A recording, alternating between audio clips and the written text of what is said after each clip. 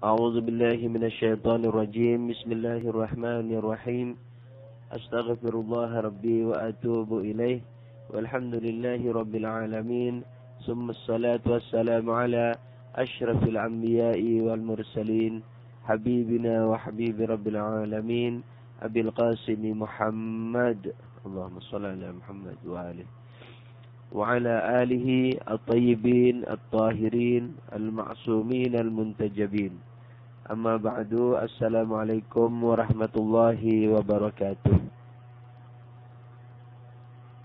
Pada kesempatan kali ini, yaitu pada pertemuan ke-6, kita akan memasuki apa yang disebut dengan pembagian ilmu kepada ilmu mudah dan ilmu perhitungan, yakni kepada ilmu mudah dan ilmu pikir.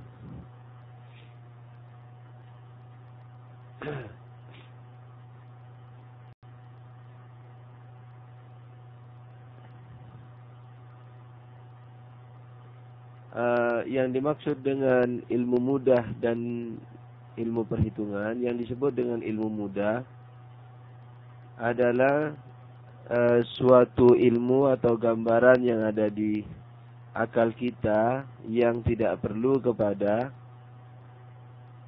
renungan, yang tidak perlu kepada pikiran. Itu yang disebut ilmu mudah.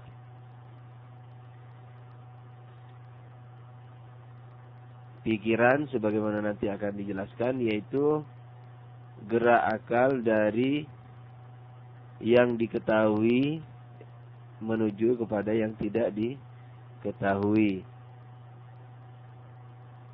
Nah, jadi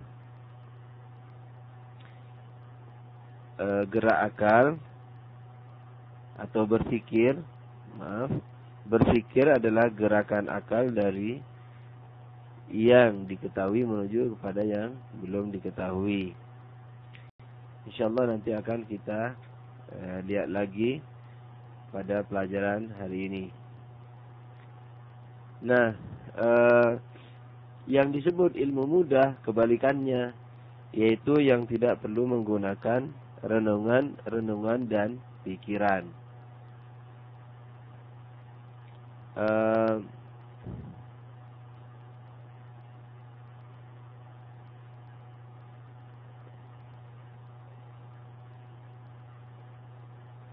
Mungkin ada yang bertanya, apakah ilmu mudah ini dapat diketahui oleh semua orang atau tidak? Nah, ilmu mudah ini sekalipun tidak perlu kepada pikiran, tapi ia memiliki semacam perangkat untuk memahaminya.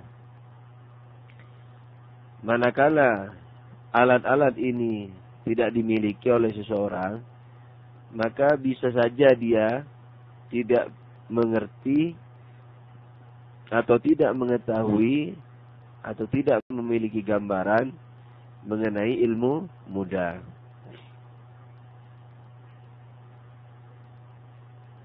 Nah, ilmu mudah ini memiliki 5 katakanlah alat atau 5 syarat. Mungkin saya berikan contoh dulu. Ilmu mudah ini seperti misalnya apa? Api. Atau api itu panas, putih, merah. Nah, itu tidak perlu pikiran, tinggal melihat saja kepada objeknya, tinggal menyentuh saja kepada objek api, maka kita akan mengerti bahwa api itu panas.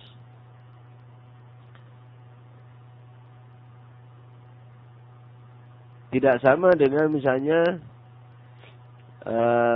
memahami gravitasi. Itu sudah mulai berpikir. Atau listrik. Nah, itu berpikir manusia. Atau misalnya sudut segi 4 sama dengan misalnya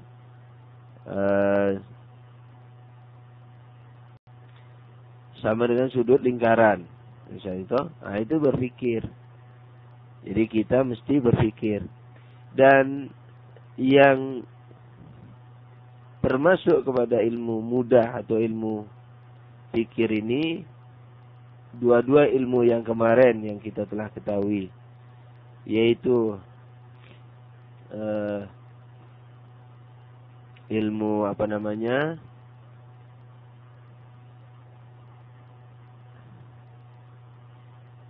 ilmu tasawuri atau ilmu tasdiki, yakni ilmu gambaran atau ilmu keyakinan. Nah, dua-duanya itu bisa termasuk kepada ilmu mudah atau ilmu pikir, ilmu perhitungan misalnya. Maaf kalau ada kelainan suara karena lagi musim-musimnya flu atau pilek, jadi mohon dimaafkan.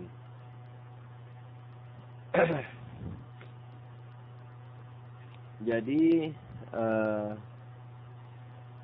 ilmu mudah ini apa tadi kita katakan perlu kepada 5 syarat. Apa syaratnya? Yaitu sehat panca indera. Nah, jadi sekalipun untuk mengerti warna merah cukup dengan melihat, tapi kalau dia nggak punya mata, dia tidak bisa mengerti apa yang disebut warna merah. Jadi sehat panca indera. Yang kedua perhatian. Jadi ada perhatian, ada tawajuh katanya dalam bahasa Arab. Jadi misalnya kita ngobrol dengan seorang teman. Ketika berpisah, ada yang bertanya, itu temanmu tadi pakai jam atau tidak? Atau bajunya warna apa? Kalau kita nggak perhatian kepada jamnya atau bajunya ketika kita berbicara, itu kita tidak akan mengerti bahwa dia pakai baju warna apa atau pakai jam atau tidak pakai jam. Jadi perhatian itu perlu. Jadi misalnya sering kita ngobrol atau mendengarkan penjelasan ustadz di kelas. Nah, untuk memahami ustadz bilang apa, bukan memahami maknanya, sekedar mengerti bahwa ustadznya bilang apa, itu kan tinggal mendengar saja. Bukan maksud ustadznya loh, kata-katanya. Kalau maksudnya mungkin ilmu perhitungan. Tapi asli kata-katanya itu tidak perlu kepada pikiran. Cukup mendengar saja. Tapi kalau kita nggak perhatian, pikiran kita ngelamun kemana-mana. Nah, maka ketika ditanya oleh teman, tadi ustadz bilang apa? Nggak ngerti bilang apa. Nah, jadi itu kurangnya perhatian. Jadi 2 syarat sudah kita ketahui. 1, sehat panca indera. 2, perhatian. Yang ketiga, sehat akal. Jadi kalau gila, biar diberi misalnya, ini kue. Bisa saja orang gila itu tidak mau kue. Karena dia pikir apa? Kue itu ular. Enggak, siapa yang mau ular? Umpama itu. Namanya sudah gila.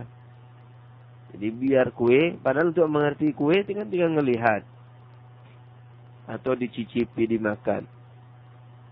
Tapi dia, karena akalnya tidak sehat, maka kue dikira ular. Ya.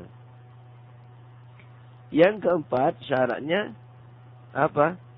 Tidak dipikir. Ya, ini tidak dipikir. Kalau dipikir, maka yang ilmu mudah tadi akan menjadi hilang. Seperti misalnya mobil.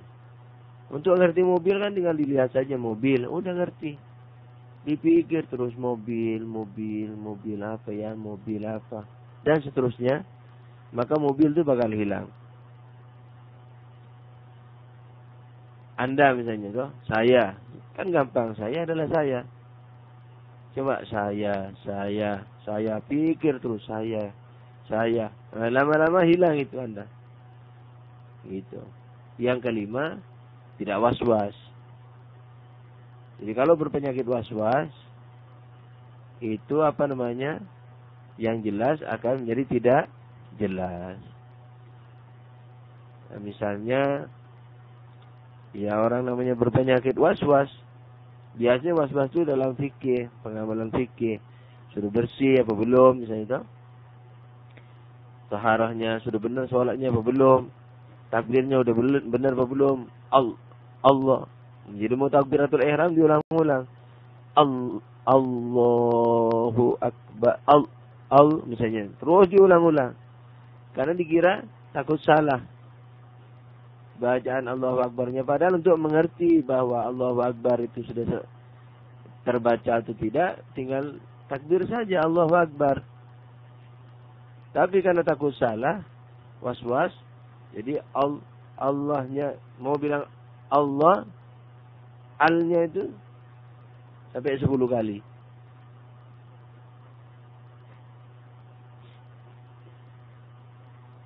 Nah, jadi ada 5 syarat sehat akal. Kemudian ada perhatian, sehat panca indera, tidak dipikir, dan tidak was-was. Ini mungkin kelihatan mudah ya, tapi nanti insya Allah di filsafat kita lihat bahwa kita sering mengalami pemikiran terhadap hal yang mudah. Atau pada bab-bab tertentu lah, misalnya seperti wujud. Apa wujud itu? Padahal untuk mengerti wujud gampang, tinggal melihat, ngeraba, merasakan. Dari berbagai hal kita dapat merasakan wujud.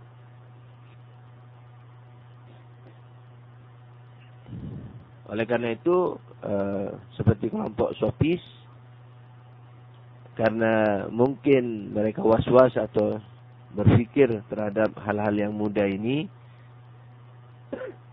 bukan mencari jati dirinya, tapi yang mudah dilihat dari yang mudahnya itu dipikir, maka menjadi hilang. Oleh karena itu, seperti ilmu yang sangat mudah, ilmu itu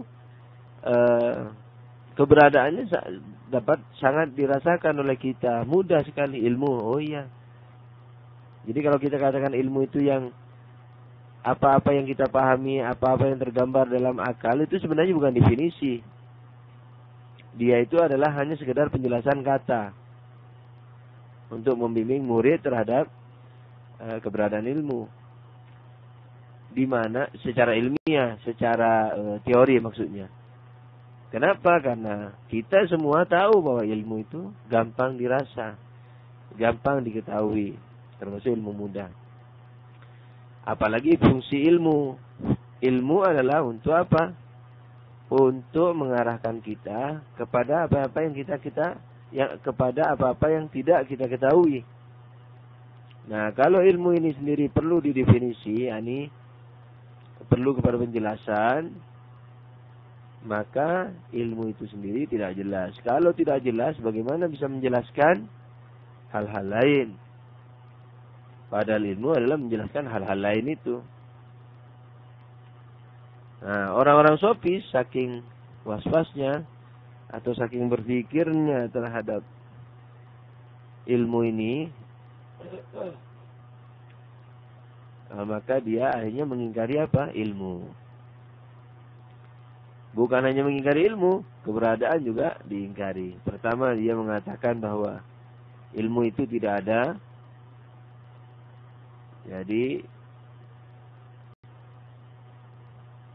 Jadi semua informasi kita salah. Yang kedua, pada akhirnya apa? Mengingkari semua keberadaan. Pelajaran minggu lalu atau sebelumnya sudah uraikan bagaimana cara menyadarkan kembali mereka. Misalnya diajak ke air, diajak ke harimau. Kalau dia lari, bilang, kenapa lari? Kita nggak punya ilmu. Itu kan, misalnya kalau dia bilang, itu kan ada harimau di situ. Bilang, nggak ada ilmu. Ilmu kan, harimau itu kan ilmu kita tentang keberadaan harimau. Ilmu kita salah. Yang kedua, ketika ilmu kita salah, yang mengatakan ada harimau, harimaunya juga nggak ada bukti terhadap keberadaan harimau umpamanya. Gitu.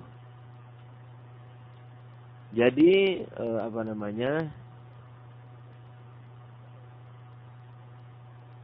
ilmu kita yang mudah ini, yaitu atau ilmu-ilmu mudah yang ada pada diri kita, sekalipun tidak perlu pikiran untuk mengetahuinya, tapi perlu adanya 5 hal tadi. Jangan was-was, jangan gila, jangan dipikir, kemudian sehat akal dan sehat panca indera, serta ada perhatian.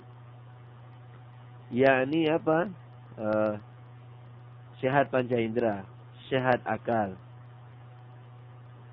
Kemudian ada perhatian, kemudian tidak dipikir dan tidak was-was. Gitu. Sedangkan ilmu perhitungan atau ilmu pikir sebaliknya, yaitu apa? Yaitu perlunya kepada pikiran. Sementara pikiran itu apa?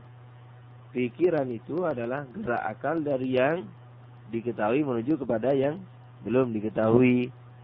Jadi kalau kita menemukan satu masalah, mendapatkan masalah misalnya, bukan masalah problema hidup, bukan. Masalah yakni apa-apa yang tidak kita ketahui. Kita dihadapkan kepada suatu masalah, yakni sesuatu yang tidak diketahui, yang harus diketahui misalnya. Kita berpikir, misalnya gampangan saja, ditanya oleh orang Jakarta, Mas,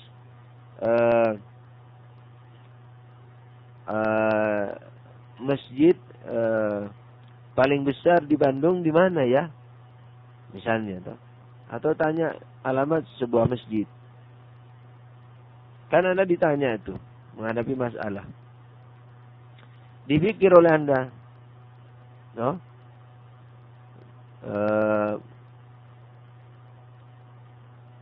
karena sebelumnya misalnya tidak tahu. Kalau sudah tahu masjid terbesar itu mana, ya tinggal nyebut. Itu tergolong ilmu mudah, karena sudah ada perbandingan. Tapi kalau atau tahu alamatnya misalnya, nah itu mah ilmu mudah, memang sudah ilmu mudah. Tapi bagi Anda yang sudah melihatnya, bagi Anda yang sudah menghitungnya, nah, tapi sekarang misalnya belum ada perhitungan nih, belum ada perhitungan masjid mana yang paling besar. Anda berpikir bagaimana nih caranya? Nah, Anda melihat seluruh masjid yang ada di benak Anda di Bandung. Lalu, kan jadi ketika mendapatkan masalah, masjid mana terbesar, dilihat di benak kita. Masjid ini. Jadi kayak buka file. Lalu dibanding-banding, lalu kita bilang, ketika kita merasakan ada yang paling besar, maka kita ambil itu, maka kita katakan masjid fulan. Saya kayak begitu. Jadi kalau kita menemukan masalah, masalahnya itu apa? Ketika sudah mengerti masalahnya apa, baru dibawa ke pustakaan dia. Ke pustakaan yakni kepada file-file, kepada informasi yang ada di benak kita. Lalu kita rakit-rakit, kita pisah-pisah. Kemudian kita ambil yang kita rasa sesuai. Apakah ilmu tasawuri atau ilmu tasdiki, apakah ilmu gambaran atau ilmu perhitungan. Oke, mari kita baca naskah.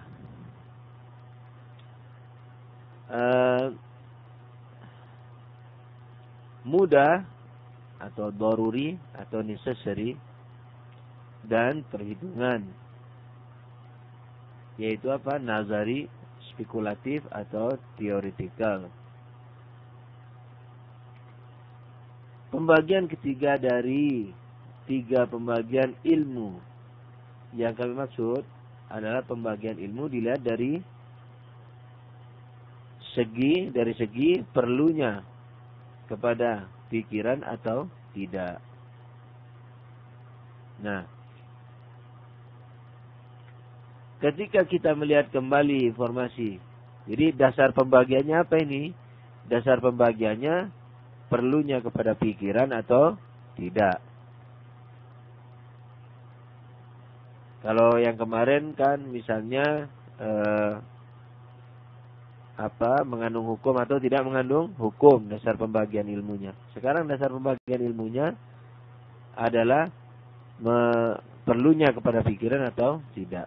Naskah, ketika kita melihat kembali informasi yang ada dalam akal kita seperti langit ada, manis, langit itu tinggi. Nah, ini contoh. Langit ada, manis itu contoh daripada apa? Ilmu gambaran. Langit itu tinggi. Nah, ini contoh daripada ilmu keyakinan. 5 adalah setengah dari 10 dan lain-lain. Ini juga contoh dari keyakinan, ilmu keyakinan. Di sini kita tidak perlu, naskah kembali ya. Di sini kita tidak perlu menggunakan pikiran untuk memahami dan mempercayainya. Inilah yang kita sebut dengan daruri bahasa Arab, yaitu ilmu yang untuk memahami. Inilah yang kita sebut ilmu yang inilah yang kita sebut mudah atau daruri, yaitu ilmu yang untuk memahami atau mempercayainya tidak perlu menggunakan pikiran. Sesuai dengan contoh di atas, dapat dimengerti bahwa yang tidak memerlukan pikiran mencakup gambaran dan keyakinan. Tadi juga sudah dijelasin, yaitu yang mengandung hukum atau yang tidak mengandung hukum, atau tasawuri atau tasdiki. Nah, tapi ingat ya, di dalam buku ini tidak disebut syaratnya. Di buku-buku logika yang lebih rinci itu disebut syaratnya. 5 syarat. Apa tadi syaratnya? Sehat panca indera, konsentrasi, sehat akal, tidak dipikir dan tidak was-was. Oke, naskah. Tetapi sebaliknya, ketika kita melihat lagi informasi yang ada, seperti ruh. Ruh itu apa misalnya? Aliran listrik, bumi berputar, jumlah sudut segi 4 sama dengan jumlah sudut lingkaran dan lain-lain. Ini contoh daripada ilmu gambaran dan ilmu keyakinan. Di sini untuk memahami mereka dalam penjelasannya ini, yaitu memahami apa? Pemahaman ini adalah yang mencakup naskah, yang mencakup gambaran dan merupakan syarat keyakinan. Sebab sebelum diyakini kan harus dipahami dulu. Sebab tidak mungkin mempercayai naskah, sebab tidak mungkin mempercayai sesuatu tanpa adanya kepahaman terlebih dahulu. Jadi saya baca lagi naskahnya tanpa keterangan. Di sini untuk memahami dan untuk mempercayai. Mempercayai ini khusus kepada apa? Keyakinan. Ya. Naskah. Di sini untuk memahami dan untuk mempercayai perlu adanya pikiran. Inilah yang kita sebut sebagai ilmu nazari. Sebagai ilmu apa? Ilmu perhitungan, yaitu ilmu nazari. Apa terus definisinya?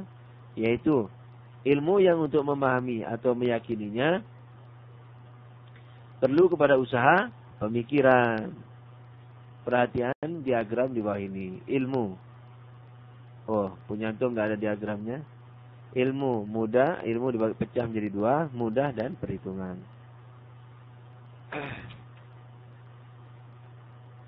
Tambahan penjelasan tentang subjek ilmu logika.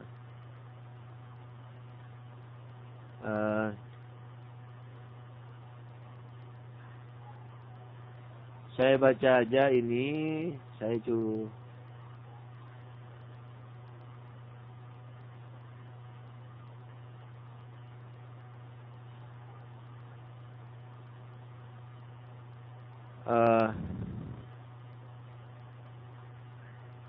Sebentar dulu.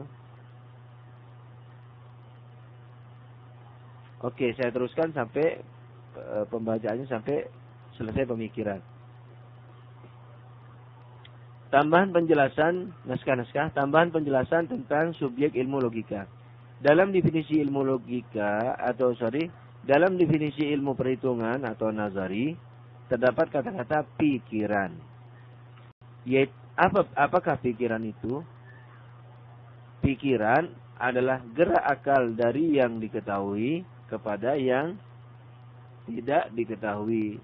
Kita sering dulu sebelum belajar logika mengira bahwa pikiran adalah gerak akal dari yang diketahui, yang tidak diketahui menuju kepada yang diketahui. Nah, itu salah. Jadi gerak akal dari yang diketahui, sebab kita mengira gerak akal itu dari yang kita tidak tahu kepada yang kita tahu. Saya tidak tahu kemudian tahu. Dikira gerak akal dari yang tidak tahu kepada yang tahu. Padahal kalau tidak tahu bagaimana bisa jadi tahu? Gerak akal mestinya dari yang diketahui. Tapi yang diketahui ini hal lain dari apa yang belum diketahui. Saya tidak tahu mana masjid terbesar. Terus saya melacak pengetahuan saya. Jadi saya berarti berpikir itu adalah melacak pengetahuan untuk menjawab yang belum diketahui. Begitu. Yang tidak diketahui ini bisa disebut majhul dalam bahasa Arab atau unknown. Oke, penjelasan. Naskah-naskah penjelasan. Semua informasi yang ada dalam akal kita dengan cara apapun kita mendapatkannya, yakni dengan panca indera, berpikir apa saja deh. Umpama didikte guru. Dan dalam tingkatan yang manapun, naskah ya. Ini dengan cara apapun kita mendapatkannya dan dalam tingkatan yang manapun pada hakikatnya adalah ilmu. Apa saja yang ada di pikiran kita. Dengan kata lain, ilmu adalah semua yang kita ketahui dalam akal kita. Maka dari itu, ketika akan menemukan suatu kesulitan, yaitu ingin mengetahui sesuatu yang belum diketahuinya, ia berpikir. Pertama, ini belum berpikir ya. Pertama, menentukan dulu kesulitannya apa.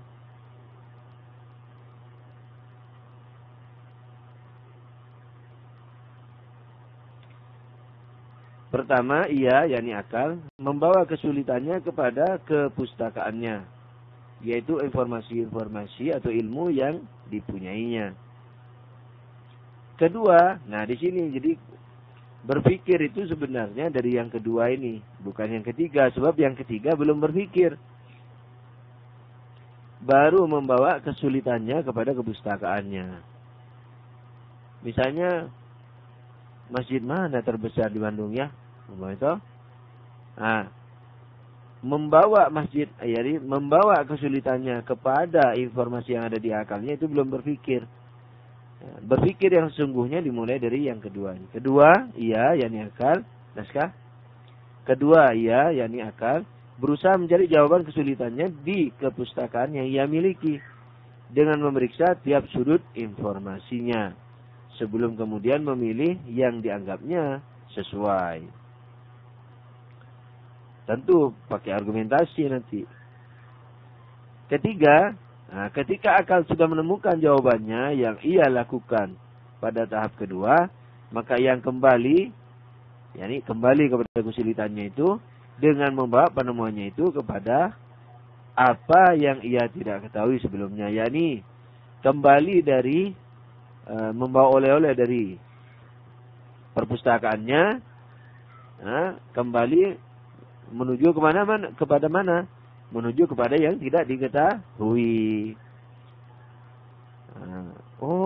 Tahu sudah masjidnya ini, misalnya gitu. Begitu. Inilah yang dikatakan naskah-naskah.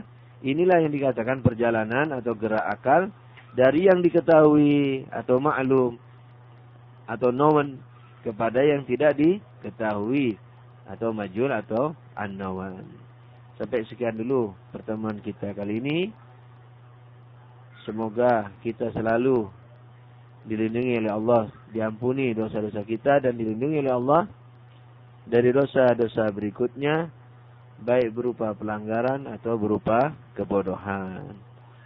Dan mudah-mudahan kita tidak pernah dipisahkan dari agamanya, dari Al-Qur'annya, dari nabinya dan ahlul bait nabinya salawatullahi alaihim ajma'in. Amin ya rabbal alamin. Wabillahi taufiq wal hidayah. Wassalamualaikum warahmatullahi wabarakatuh.